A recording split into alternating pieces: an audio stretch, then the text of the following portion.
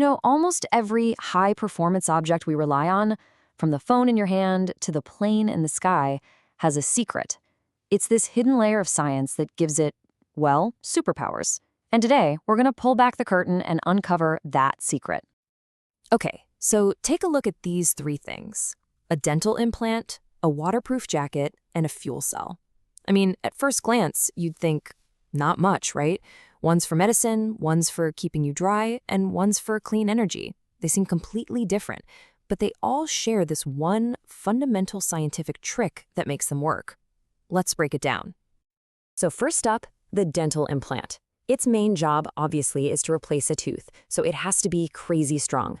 But, and this is the really important part, it needs to literally fuse with your jawbone. That process is called osseointegration, and on top of that, it absolutely has to fight off any infection-causing bacteria. Next, let's think about a really good waterproof jacket. We want it to be what's called super hydrophobic, which is just a fancy way of saying it makes water beat up and just roll right off. But here's the kicker. It also has to be breathable. It has to let sweat and vapor out, otherwise you just feel like you're wearing a plastic bag. And finally, we've got a solid oxide fuel cell. Now, this is a seriously cool piece of tech that generates clean electricity from a chemical reaction. But for it to be actually practical, for us to use it everywhere, it needs to be incredibly efficient, especially at lower, safer temperatures. And that's been a huge engineering challenge. So what's the common thread here? What's the link between all three? Well, the answer to our little puzzle is this powerful and honestly really elegant idea that is totally changing materials science. It's called surface modification. Okay, so what is it really? Put simply, surface modification is the science of upgrading a material by only changing its skin. We're not changing the whole thing, just the super, super thin outer layer, the part that actually touches the world. Think of it like a high-tech, precision upgrade that's only atoms deep.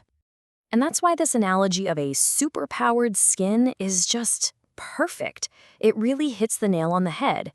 It means we don't have to invent a whole new material from scratch. We can take something that's already strong or cheap or whatever we need and just give its surface a very specific upgrade, like making it bond with bone or resist rust or repel water. And this distinction between the bulk and the surface is absolutely key. The bulk material, the core, that gives an object its strength, its shape, its structure. But the surface? That's where all the action is. It's the critical part that interacts with the outside world. And it's basically the canvas where scientists get to work their magic. So how do they actually do this? How do scientists perform these upgrades at an atomic level? Well, it turns out they have a really sophisticated toolkit with three main ways to get the job done. But before we open up that toolkit, it's so important to remember the goal here. This isn't just science for the sake of science. It's all about solving real-world problems. You might have a material that's super strong, but maybe it corrodes, or it wears out too fast, or the human body rejects it. Surface modification is the fix. So their methods really boil down to three main strategies. First, and this one's probably the most intuitive, you can just add a new layer. Think of it like painting, but with an incredibly advanced high-tech coating. Second, you can change the surface's actual chemistry by shooting new ions like silver or zinc directly into the material's skin. And third, you can reshape its physical landscape using powerful lasers or electron beams to carve microscopic patterns and textures that give it brand new abilities. Okay, this is where it gets really, really exciting. Because this isn't just stuff that happens in a lab anymore. These supersurfaces are already out there, in the real world, and they are completely transforming medicine, technology, and even the everyday stuff we use. Let's start with maybe the most critical application, medicine. I mean, in the biomedical world, the surface of an implant is literally everything. It's the difference between healing and failure. And the impact here is just life-changing. Surface modification helps those titanium implants fuse seamlessly with our bone. It creates these invisible shields on medical steel that bacteria just can't stick to. It makes orthopedic implants way more compatible with our bodies, which prevents rejection. And get this, it even lets these new magnesium implants dissolve at a perfectly controlled rate, so they disappear only after their healing job is done. How cool is that? All right, so moving beyond medicine, these techniques are absolutely essential for pushing the boundaries of technology and industry. For instance, special surface coatings make steel tough enough to survive inside harsh environments like nuclear reactors. In the world of energy, these atomic-level layers are boosting the efficiency of those fuel cells we talked about.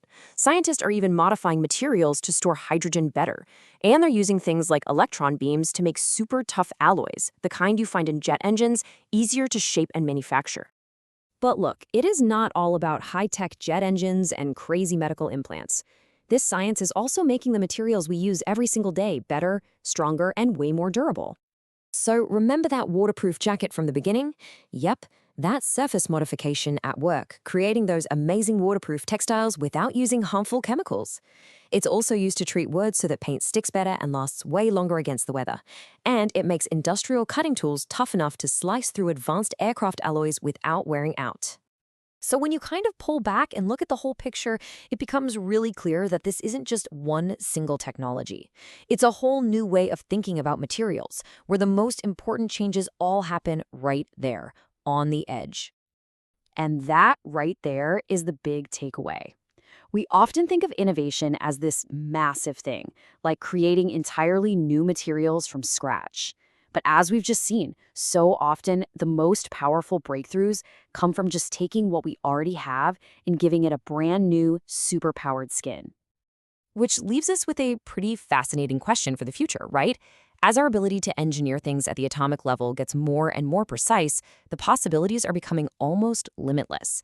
So the question really isn't if we can upgrade a material anymore, it's which one will we choose to transform next?